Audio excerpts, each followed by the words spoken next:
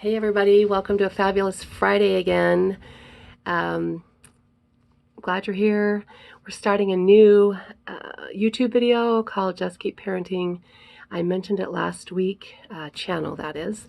And so if you wouldn't mind going and giving me a shout out and a subscribe on there, that would be great.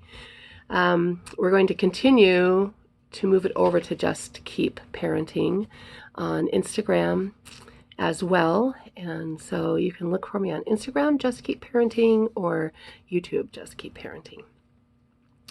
If you want to share the video with people that might need a little 4 or 5 minute tip about just how to keep swimming when it comes to parenting, that would be great. So this week we're going to talk a little bit about the word okay. Many times we use the word okay as adults, going back to the first video about adultification. We use that word to kind of sweeten things up at the end, right? And so when I say, hey, would you mind taking out the garbage, okay? Right? Like, you mind? Right? Unload the dishwasher, okay? Right? So we're presenting it to the adults because we want to just not sound rude, or we don't want to sound presumptuous, right? But with children, when we use the word okay at the end of an instruction or the end of a direction, it almost negates it. It changes it to a choice. And so this week, as the teachers were working with the children, we had quite a few examples of push your chair in, okay? And the kids were like, no, right? So it comes back to what we talked about at the beginning, and they think they have a choice. And so the can you, the will you, right? The okay is the same thing with that. And so as we say to them, you need to walk, okay? It's like, do I have a choice here? You need to put on your seatbelt, okay? Because we're coming from that adult world, and if we want to learn how to speak the language of children, we have to just switch that off. And you are welcome to do the please, push in your chair, please, right? But just when we add in the okay at the end, because we're trying to sound kinder, we're trying to sound not rude, right?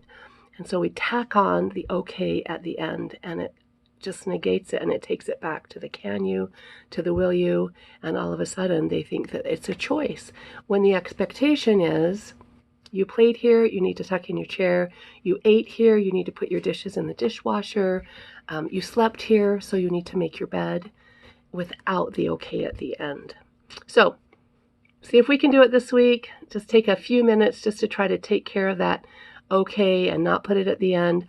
I loved in one of the classes today, one of the students, the university students, said, I feel like I'm kind of on a 12-step program, right? So I'm trying to figure out how to start communicating to children, and using their language. And it is a process, right? So I'm on the first rung, I'm on the first step. And I thought that's exactly what it is, because most of our time at certain points in our life is spent with adults, right? So we have to almost switch our brain. Somebody else mentioned that today in class, that she's talking to adults a good portion of her day, and then she comes and works in the lab, and she has to kind of switch that. And so as you think about that this week, how can you switch it? Just take it with one word. Just drop the okay as you're speaking with children and helping them to understand the literal piece of it, right? The literal piece is, this is what is expected. This is what needs to happen.